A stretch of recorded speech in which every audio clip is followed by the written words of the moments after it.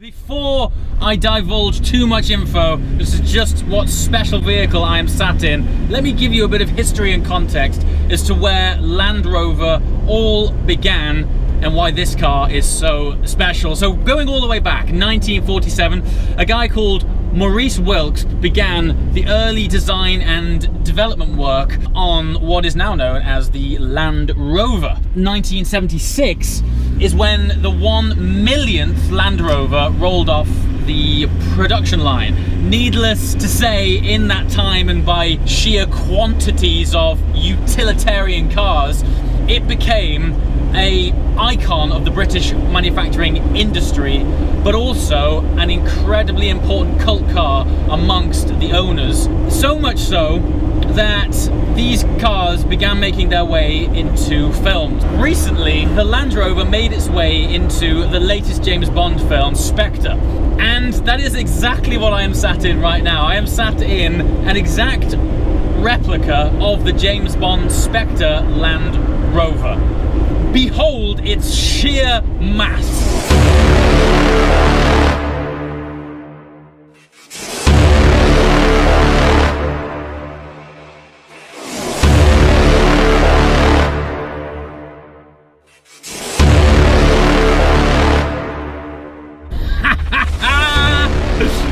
Yes! The scale of the road tank that I am in right now. I mean, you know, even by modern day 4x4 standards, the conventional Land Rover is pretty small.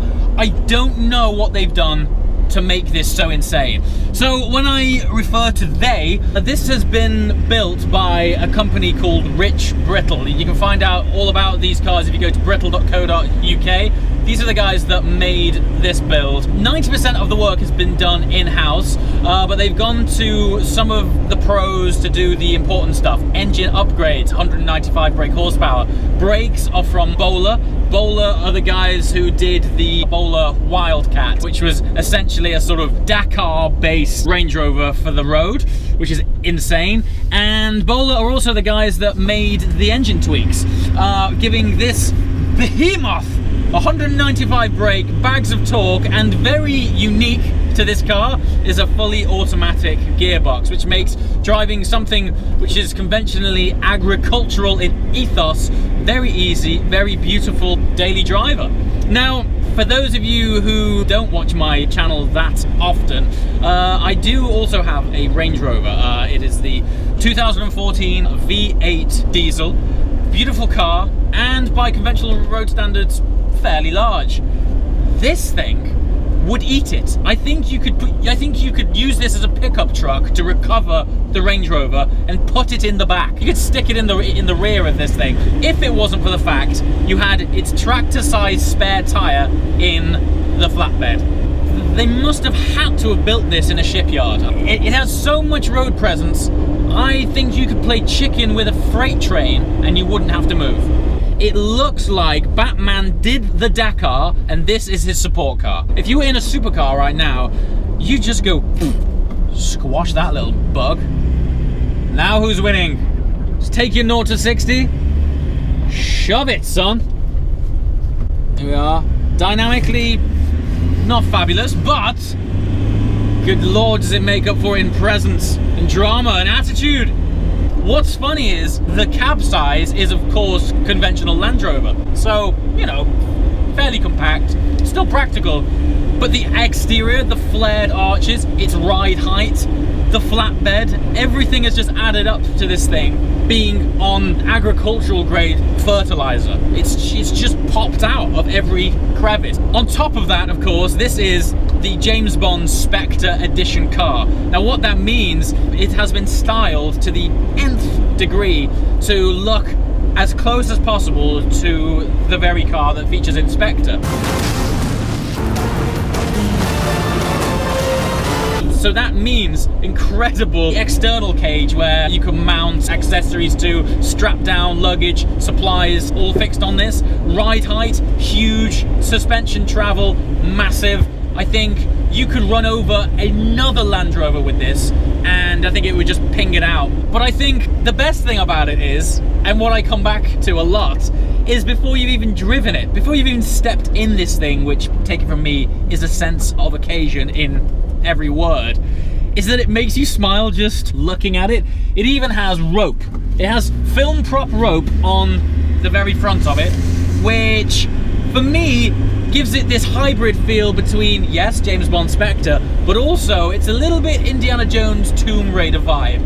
And for someone like me who grew up on that, to see this big chunky film set rope hanging off the front of it is so cool. Now, people who watch my channel most of the time will know that I spend the majority of time filming in sports cars, supercars, etc. And by convention, just inherently, they have fantastic road presence and head-turning ability. I'm not used to that kind of attention when I'm driving a 4x4. This thing is turning as many heads as my bright orange McLaren. People love it.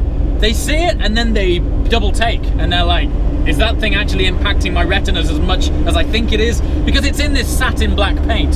So at first it might disguise a little bit of its size, but its overwhelming presence. I mean, I'm in this and every now and again I just look over its hood just to make sure that my road positioning isn't going to interrupt the presence of oncoming HGVs. Its footprint is dictated by the fact that it's been modified so much. Now, the tires this thing has on it, you could squash an antelope and I don't think you would recognize. You'd be like, I think I just ran over a pebble.